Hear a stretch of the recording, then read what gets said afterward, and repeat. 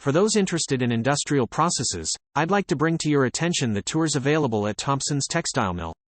We allow guests to observe the actual weaving and dyeing areas. Upon the completion of the tour, participants will receive a sample fabric swatch showcasing our craftsmanship. Tours are operational from Monday to Friday. However, for those keen to witness the live weaving process, it's recommended to schedule a visit between Tuesday and Thursday. Please note that certain sections may not be operational on Fridays and Mondays due to maintenance. For those interested in industrial processes, I'd like to bring to your attention the tours available at Thompson's textile mill. We allow guests to observe the actual weaving and dyeing areas.